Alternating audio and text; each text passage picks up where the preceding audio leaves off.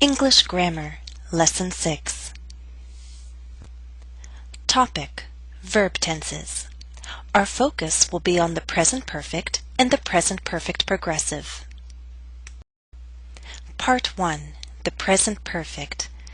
We'll practice forming this tense and understanding this tense.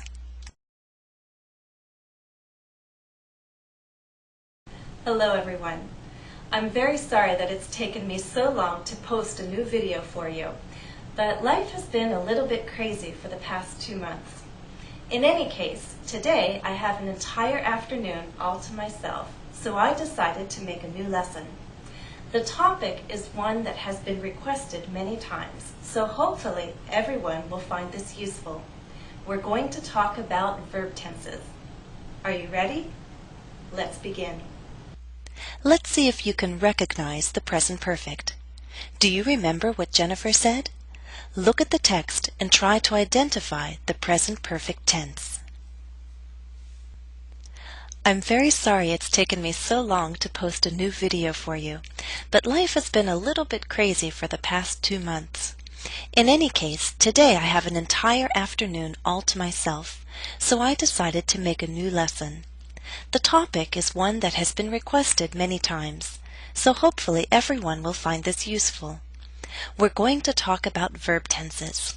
Are you ready? Let's begin. Can you identify 3 uses of the present perfect tense? They are here, here, and here. Were you able to identify them all? Don't worry if it was a little difficult. By the end of this lesson, I think you'll find it easier to recognize, understand, and use the present perfect tense.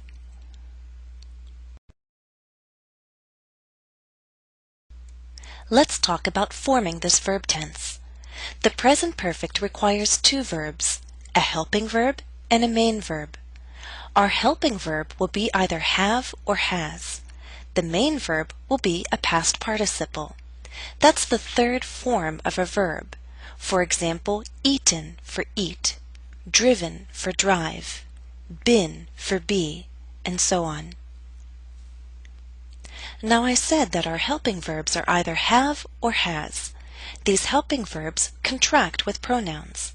The contractions, or short forms, are the following: I've, you've, we've, they've, she's, he's, it's. Now remember, these last few contractions can also be short forms for she is, he is, it is. But you'll be able to recognize them as part of the present perfect when they're followed by a past participle. Let's go on.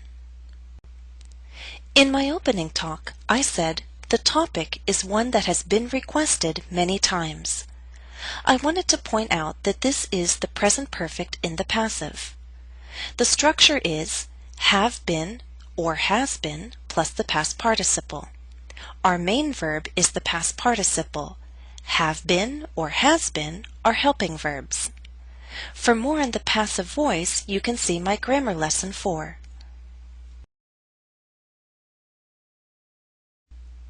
Exercise. Complete the sentences with the present perfect. A little bit about my past. Let's do number 1 together. In the second sentence, we need to form the present perfect. Our main verb is be. What is the past participle of be? Been.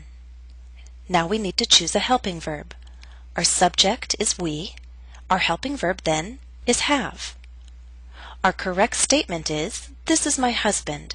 We have been married for 11 years. With the contraction, the sentence changes to, we've been married for 11 years. Try number 2 by yourself. Answer: I have lived in the Boston area since 2001. Before that, I spent time in Russia with my husband. Now using a contraction, that first sentence changes to, I've lived. Now try number 3.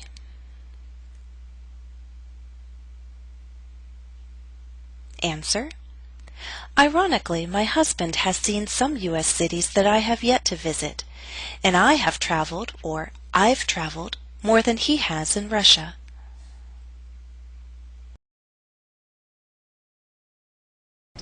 I told you that my life has been a little bit crazy for the past 2 months. I said has been crazy because I want to explain that the craziness began about 2 months ago and it continues till now. So the first reason why we use the present perfect is to connect the past to the present. Something began in the past and it continues till now. Again, why do we use the present perfect? Our first and most basic reason is to make a connection between the past and the present, to state that something, such as a condition or a situation, began in the past and continues to the present. Now I want you to remember that as I begin to list all these reasons for using the present perfect, that sometimes more than one reason can explain why we're using this tense in a sentence. Okay? Let's be certain you understand the first reason for using the present perfect, which is to make a connection between the past and the present. Our first example: life has been crazy for the past 2 months. My current situation then is crazy, and by using the present perfect, I'm telling you that it was crazy in the past and it continues to be crazy now. Second example: I've thought about making a DVD of lessons. Here, by using the present perfect, I'm telling you that I had this thought in my mind in the past, and I continue to have it in my mind now, in the present.